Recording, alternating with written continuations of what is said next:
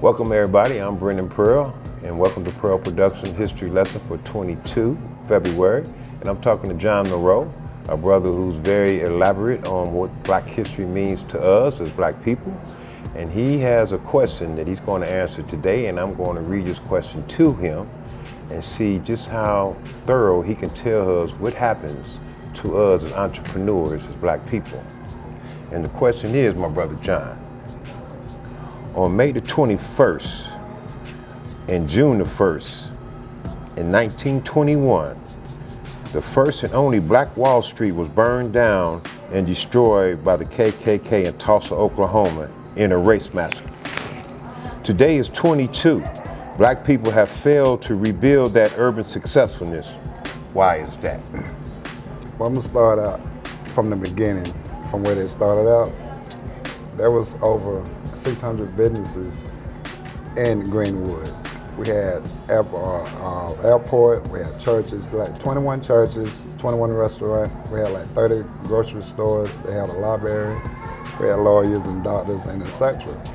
But all that got burned up and destroyed during the massacre. Property damage during that time was at $1.5 million, and the real estate was at $750,000, which equivalent today is like $32.6 million today. The federal policymaker and the private sector was equivalent to describe the event as a race riot. So by calling it a race riot, which enabled them to avoid the responsibility of paying the claims. Property owner was denied all type of insurance claims and so forth. In addition, in fact, the surrounding white communities was open hostile about the prospect of them rebuilding in Greenwood again. The Negro town will never be here in Tulsa again. They never wanted a Negro town in Tulsa. So they wanted again. all Blacks out, period. All Blacks out, period, correct. But against all odds, Greenwood Blacks, they band together and they pooled their remaining resources together, and they did rebuild the district in just a few years. They was against us as a people. In fact, Greenwood hosted the national conference of the National Negro Business League during the 1940s. This district continues to flourish throughout the 40s and the 50s. And during that time, the Blacks had boasted about 242 jobs, black operated jobs and businesses came about in the 1940s and 50s. So we did kind of rebuild a little bit.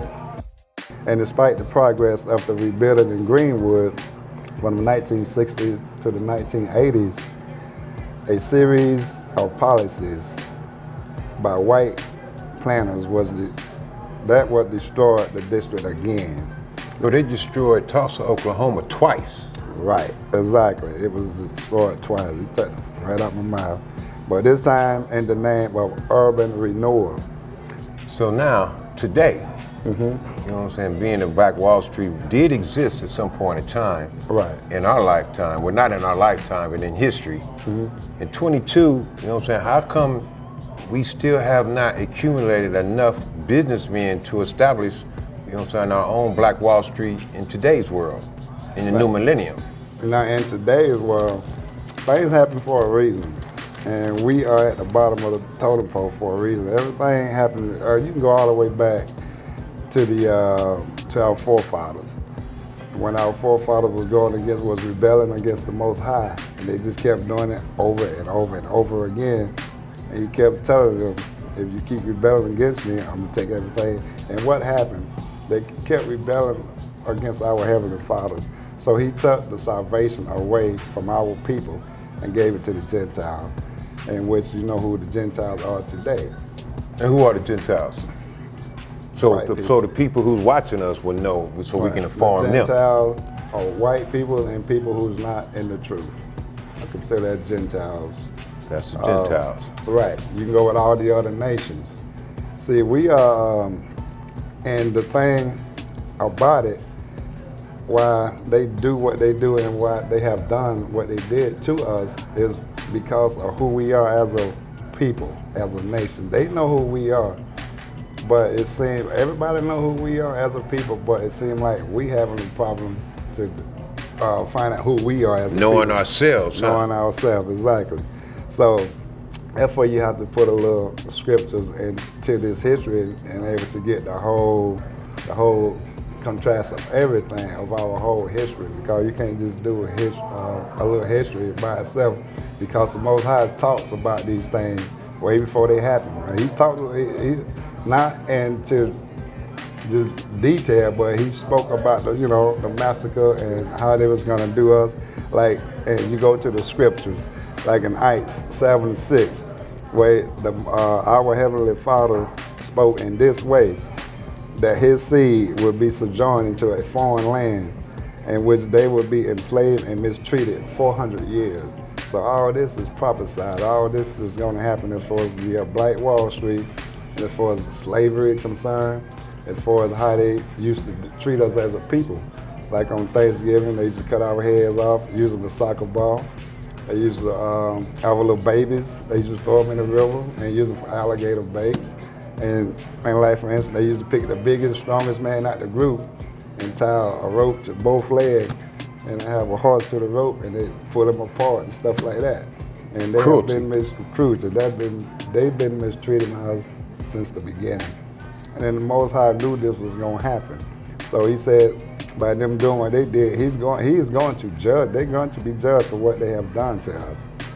And it's not right, but it is what it is, And so another reason why we are in the place that we are, because we still under the curse as well.